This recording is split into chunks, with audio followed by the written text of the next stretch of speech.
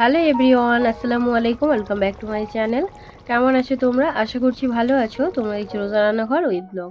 প্রতিদিনের মতো আজ আবারও চলে এলাম তোমাদের মাঝে নতুন আরেকটি রেসিপি নিয়ে। আজকে আমার রেসিপি থাকছে বেগুনের তেল ঝাল। ভিডিওটি স্কিপ না করে শেষ পর্যন্ত দেখার অনুরোধ রইল। আশা করছি তোমাদের ভালো লাগবে। চলো তাহলে দেখে নেওয়া যাক আজকের রেসিপি।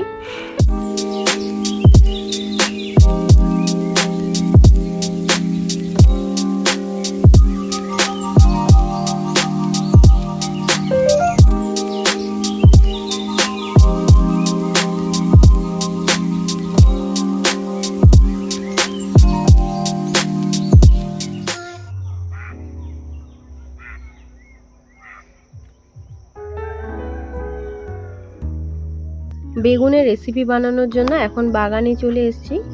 গাছে অনেক বেগুন হয়ে আছে, তো এই সরু সরু বেগুনগুলো দিয়ে রেসিপি বানাবো। তার জন্য গাছ থেকে এখন বেগুন তুলে নিচ্ছি।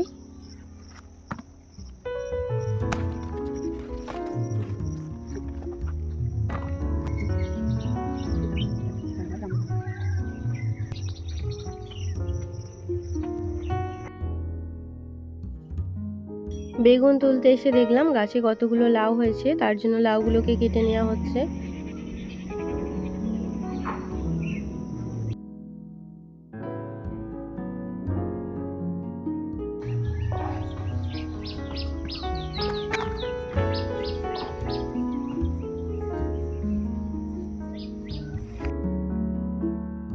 চলো তাহলে এবারে বাড়ির দিকে যাওয়া যাক।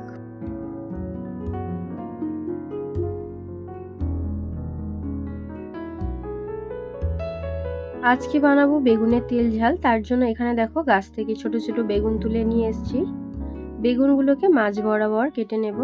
তবে এই বেগুনের তেল ঝালটা অসাধারণ খেতে হয়। কিভাবে বানালে অসাধারণ খেতে হয় চলো তাহলে দেখা যাক। বেগুনগুলোকে দেখো মাঝ বরাবর কেটে নেব। বেগুনের এই কিন্তু ডাঁটাগুলোকে কেটে দেব না, এতে করে দেখতে অনেকটাই সুন্দর লাগে। বেগুনগুলো কেটে দেখো জলের মধ্যে দিয়ে দিলাম, এতে করে বেগুনটা কালো হবে না। এই একইভাবে কিন্তু প্রত্যেকটা বেগুন কেটে নেব।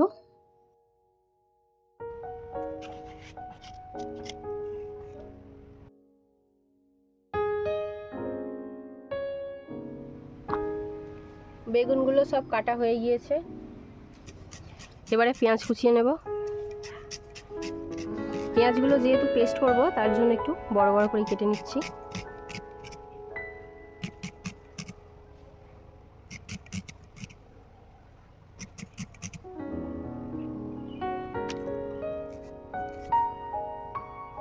এবারে লঙ্কা চিড়ে নেব।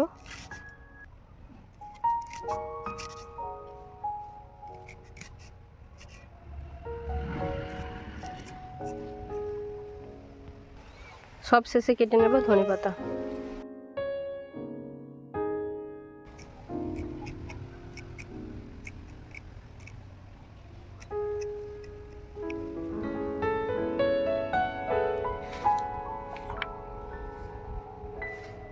বেগুনটা ভালো করে ধুয়ে নিয়েছি, এবারে দিয়ে দেব নুন।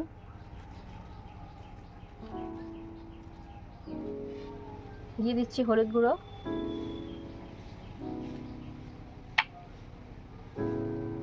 আর দিয়ে দেবো সরিষার তেল। বেগুনগুলো এবারে ভালো করে নুন হলুদ মাখিয়ে নেব।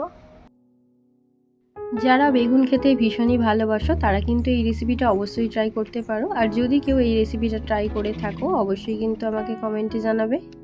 বেগুনে নুন হলুদ ভালো করে মাখানো হয়ে গিয়েছে। উনুনটা জ্বালিয়ে একটা তাওয়া বসিয়ে দিয়েছি। এবারে দিয়ে দিলাম সরিষার তেল।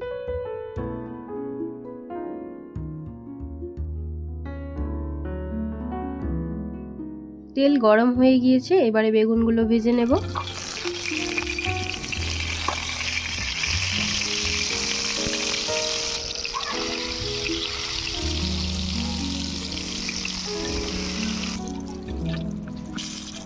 বেগুনের একটা সাইড ভালো করে ভাজা হয়ে গিয়েছে, আবার একটা সাইড ভালো করে ভেজে নেব। বেগুনগুলো ভালো করে ভাজা হয়ে গিয়েছে, এবারে তুলে নেব।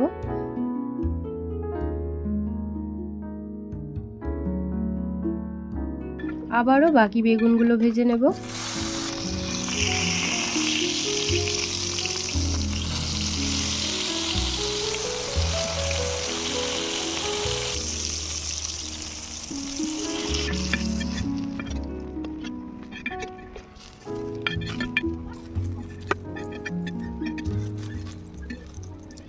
বেগুনগুলো সব ভাজা হয়ে গিয়েছে। এবারে বেগুনের তেল ঝালটা বানিয়ে নেব। তার জন্য একটা কড়া বসিয়ে দিলাম। কড়াতে এবারে দিয়ে দিচ্ছি পরিমাণ মতো সরিষার তেল।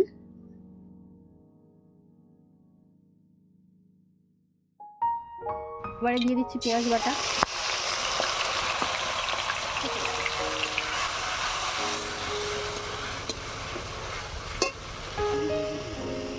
আদা বাটা, রসুন বাটা।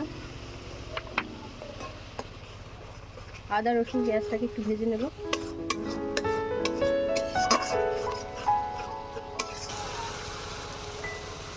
এবারে দিয়ে দেবো হলুদ গুঁড়ো,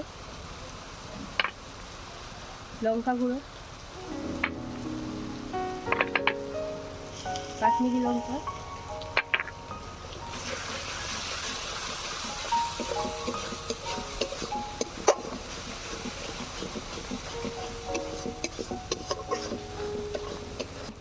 দিয়ে দিচ্ছি স্বাদ মতো নুন। এবারে জল দিয়ে দেবো।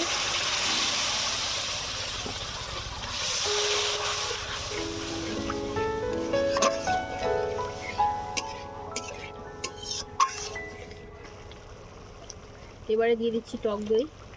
এবারে দিয়ে দেবো জিরে গুঁড়ো, ধনে গুঁড়ো, মরিচ গুঁড়ো, মৌরি গুঁড়ো। মশলাটাকে এবারে ভালো করে কষিয়ে নেব।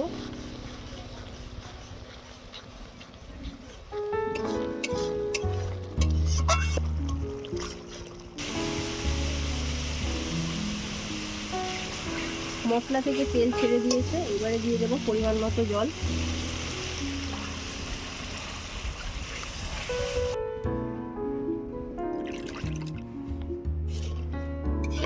ঝোলটাকে এবারে ফুটতে দেব। ঝোল ফুটে গিয়েছে। এবারে ভেজে রাখা বেগুনগুলো দিয়ে দেব।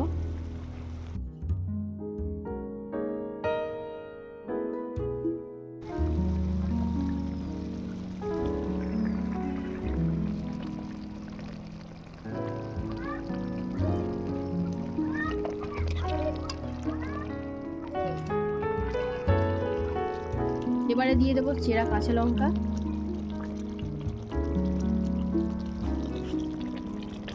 ধনে পাতা কুচি, আর দিয়ে দেবো গরম মশলা গুঁড়ো।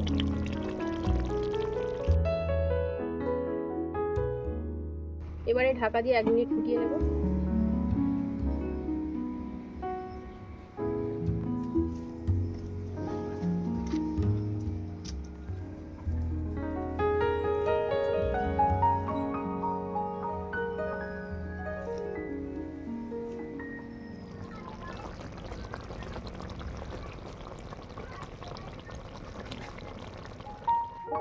তরকারি হয়ে গিয়েছে। এবারে নামিয়ে নেব।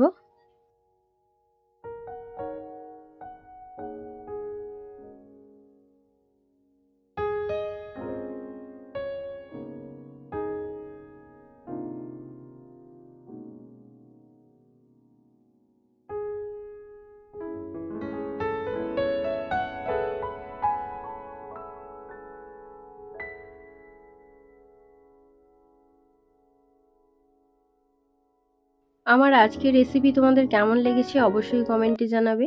যদি আজকের রেসিপি ভালো লেগে থাকে বন্ধুদের সঙ্গে শেয়ার করো। দেখা হচ্ছে আবারও নেক্সট অন্য কোনো রেসিপির সাথে। ভালো থেকো, সুস্থ থেকো, পরিবারের খেয়াল রেখো। বাই, আল্লাহ হাফিজ।